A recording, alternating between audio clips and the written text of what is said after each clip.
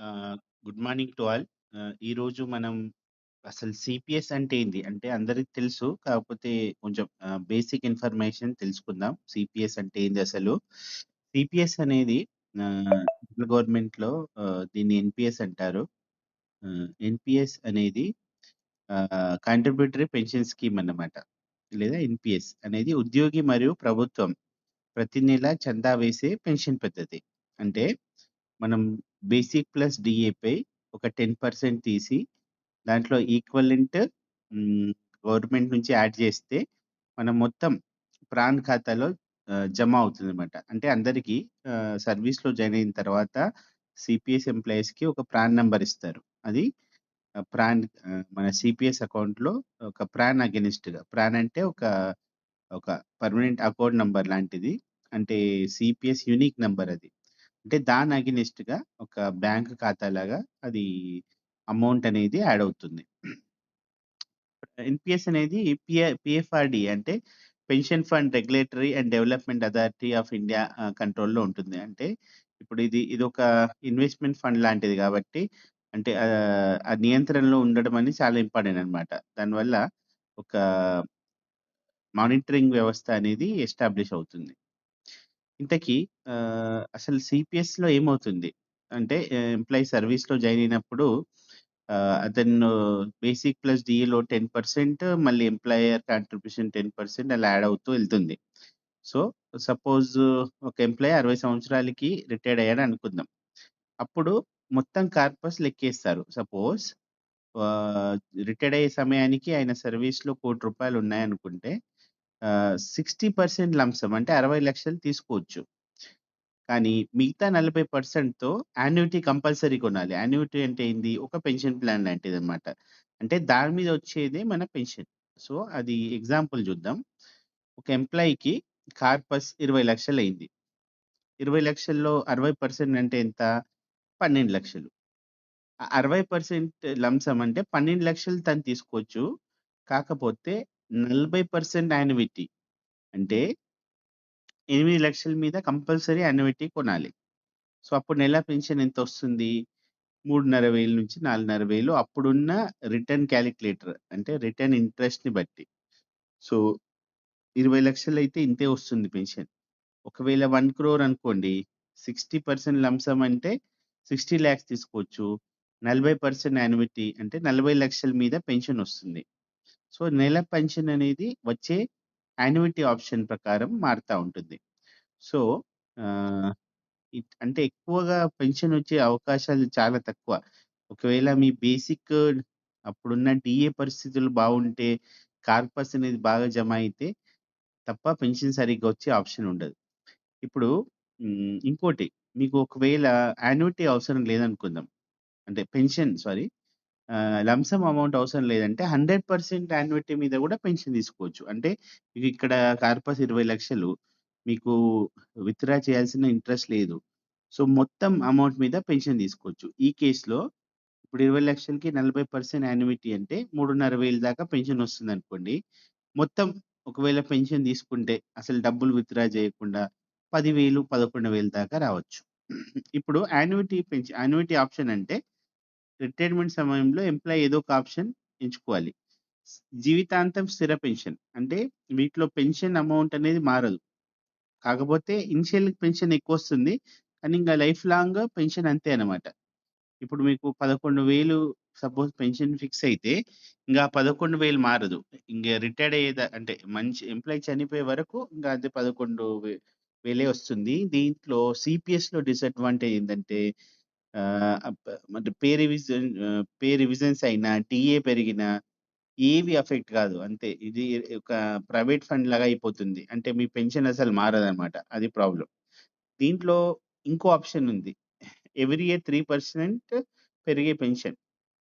అంటే ఇది every year పెరుగుతుంది. కాకపోతే స్టార్టింగ్ పెన్షన్ తక్కువ. సో, లాంగ్ టర్మ్ పీరియడ్‌కి ఆహ్, మంచిదనమాట. దీంట్లో ఇంకో ఆప్షన్ ఉంది. Return of purchase price. అంటే మరణం తర్వాత మొత్తం నామినీకి. అంటే మీరు పెన్షన్ తీసుకున్నారు. తర్వాత ఆహ్, అన్‌ఫార్చునేట్‌గా ఎంప్లాయీ చనిపోతే నామినీకి ఎంతైతే యాన్యుటీతో పెన్షన్ కొన్నారో అంటే 12,00,000లో మీరు యాన్యుటీ కొన్నారనుకోండి, అప్పుడు ఎంప్లాయీ చనిపోతే మొత్తం ఆ నామినీకి ఇస్తారన్నమాట. కాకపోతే స్టార్టింగ్ మంత్లీ పెన్షన్ తక్కువుంటుంది. కాకపోతే మిగతావి పైన చూడండి. జీవితాంతం స్థిర పెన్షన్, ప్రతి సంవత్సరం 3% పెరుగుతున్న పెన్షన్‌లో నామినీకి అమౌంట్ రిటర్న్ రాదన్నమాట. సో, ఇవన్నీ ఉన్నాయి. Joint life. ఉద్యోగి తర్వాత స్పౌస్‌కి పెన్షన్. ఇది కూడా ఆప్షన్ ఉంది. సో, అంటే దీనిలో ఇక్కడ చూసుకున్నట్లయితే జాయింట్ లైఫ్‌తో ఉద్యోగి తర్వాత స్పౌస్‌కి పెన్షన్ వస్తుంది. కాకపోతే స్టార్టింగ్ పెన్షన్ తగ్గుతుందన్నమాట. సో, పెన్షన్ తీసుకునేటప్పుడు ఈ యాన్యుటీ ప్లాన్ జాగ్రత్తగా చూసుకోవాలి. అంటే మీకు సపోజ్ జీవితాంతం స్థిర పెన్షన్ అని తీసుకున్నారు. కానీ దీంట్లో జాయింట్ లైఫ్ తీసుకోలేదు. అంటే స్పౌస్‌కి పెన్షన్ రాదు. మళ్ళీ అమౌంట్ కూడా రిటర్న్ రావన్నమాట. సో, ఇలా జాగ్రత్తగా యాన్యుటీ సెలెక్ట్ చేసుకోవాలి.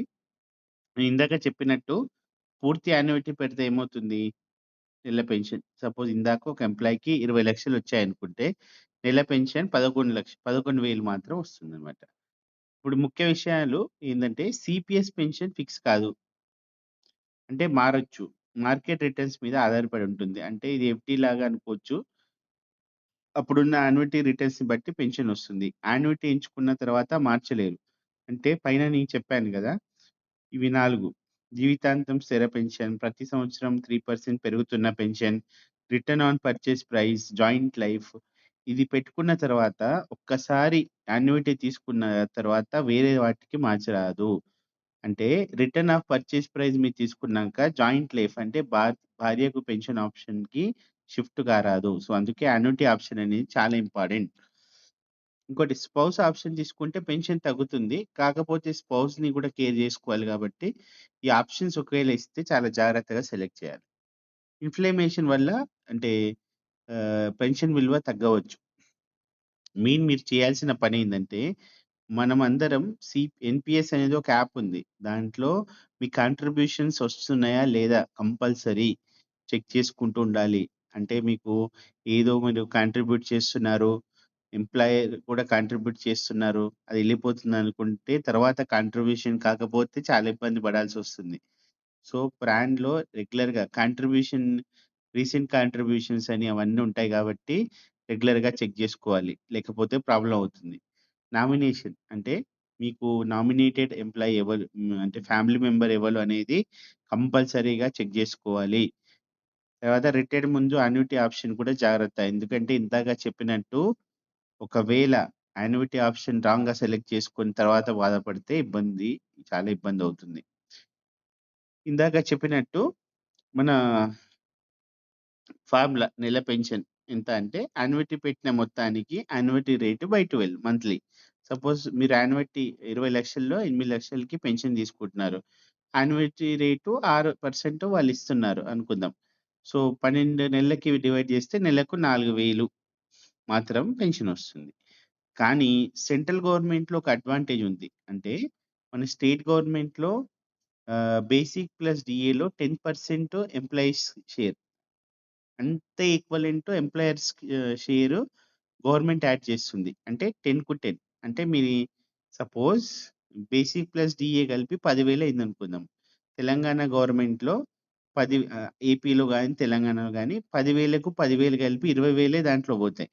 కానీ సెంట్రల్ గవర్నమెంట్‌లో ఎంప్లాయర్ కాంట్రిబ్యూషన్ 14% ఉంది. అంటే మీ దగ్గర 10,000 కట్ అయితే ఎంప్లాయర్ కాంట్రిబ్యూషన్‌లో 14,000 యాడ్ అయితాయన్నమాట. సో, ఇది చాలా చాలా చాలా ఇంపార్టెంట్. సో, మనకి ఆప్షన్ లేదు. Employee contribution 10% of basic plus DA. అది 1, 4 2019 నుంచి అమలొచ్చింది. ఇక్కడ వాళ్ళకి బేసిక్ ప్లస్ డీఏలో కలిపి 14% ఇస్తున్నారు. అదే సెంట్రల్ ఎగ్జాంపుల్ చూద్దాం. ఈ బేసిక్ ప్లస్ డీఏ 50,000 అయితే స్టేట్ గవర్నమెంట్‌లో ఎంప్లాయీ 10% 5,000 ఎంప్లాయర్ పర్సెంట్ కూడా 5,000 అంటే 10,000 నెలకు జమ అయితాయి. కానీ సెంట్రల్‌లో ఎంప్లాయీ 10% 5,000 అదే ఎంప్లాయర్ 7,000 అంటే మొత్తం కలిపి 12,000 జమ అయితాయన్నమాట. అంటే ఒక్కొక్క నెలకి దాదాపు 2,000 ఎక్స్‌ట్రా జస్ట్ మీకు 50,000 బేసిక్ అయితే. సో, అక్కడ ఇది చూడ్డానికి 2,000 తక్కువవ్వచ్చు. కానీ లాంగ్ రన్‌లో చాలా చాలా డిఫరెన్స్ ఒస్తాయి. ఒక ఎగ్జాంపుల్ రాష్ట్ర ప్రభుత్వంతో తేడా నేను చెప్పినట్టు సెంట్రల్ గవర్నమెంట్‌లో ఎంప్లాయర్ కాంట్రిబ్యూషన్ 14 ఉంది. తెలంగాణ గవర్నమెంట్‌లో 10%. సో, రిటైర్మెంట్ సమయంలో ఏం చేయాలి? కనీసం ఇది ఆప్షన్స్ అన్నమాట. ఇందాక చెప్పుకున్నాం మనం. 40% కార్పస్‌తో యాన్యుటీ తీసుకోవాలి. ఇది మళ్ళీ ఇక్కడే. మనం ఒక ఎగ్జాంపుల్‌లో బేసిక్ పైన కాలిక్యులేట్ చేసుకున్నాం. కాకపోతే 10% అనేది బేసిక్ ప్లస్ డీఏతో కలిపి ఉంటుందని తెలుసుకోవాలి మనం. ఇప్పుడు నేను చెప్పినట్టు ఎగ్జాంపుల్ ఒక చిన్న 1400 అనుకుందాం. 30 సంవత్సరాలకి దాదాపు ఒక రఫ్ ఎగ్జాంపుల్ 5,00,000 ఎక్కువ. అంటే సేమ్ సాలరీకి ఒక 50,000 బేసిక్ ఉన్న ఎంప్లాయీకి స్టేట్ గవర్నమెంట్‌లో కంటే సెంట్రల్ గవర్నమెంట్‌లో 5,00,000 ఎక్కువ. అది వడ్డీ లేకుండా. అంటే ఎంత ఎక్కువ తేడానో మీరు చూసుకోండి. అంటే రాష్ట్ర ప్రభుత్వం కంటే ప్రస్తుతానికే ఉన్న సీపీఎస్‌లో కేంద్ర ఉద్యోగికి చాలా ప్రయోజనం ఉందన్నమాట. అంటే ఇది బేసిక్ ఇన్ఫర్మేషన్. సో, మీరేం జేయాలి? అంటే ఇదంతా ఎంప్లాయర్ కాంట్రిబ్యూషన్ మన చేతిలో లేని విషయం. కాకపోతే మీరు మాత్రం తప్పనిసరిగా ప్రాన్ స్టేట్‌మెంట్ చూసుకోండి. ఎన్‌పీఎస్ అనే యాప్‌ని డౌన్‌లోడ్ చేసి అసలు మీకెంత డబ్బులొచ్చాయి? ఎంత ఇప్పుడు అక్యుములేట్ అయింది? ఒక రఫ్‌గా మీరందరూ చెక్ జేసుకోవాలి. నామినేషన్ చూసుకోవాలి. రిటైర్మెంట్ ముందు యాన్యుటీ చూసుకోవాలి. సో, ఇదంతా ఇంపార్టెంట్. అంటే మనకు మరీ డీటెయిలింగ్ అవసరం లేదు. కాకపోతే బేసిక్ ఇన్ఫర్మేషన్ అనేది చాలా చాలా ఇంపార్టెంట్. సో, ఇలాంటి ఇన్ఫర్మేషన్ నేను నోట్స్ తయారు చేస్తుంటున్నాను. సో, ఇంకా మీకు ఇన్ఫర్మేషన్ కావాలంటే నా ఛానెల్‌ని రెగ్యులర్‌గా సబ్స్క్రైబ్ చేసుకోండి. Thank you very much.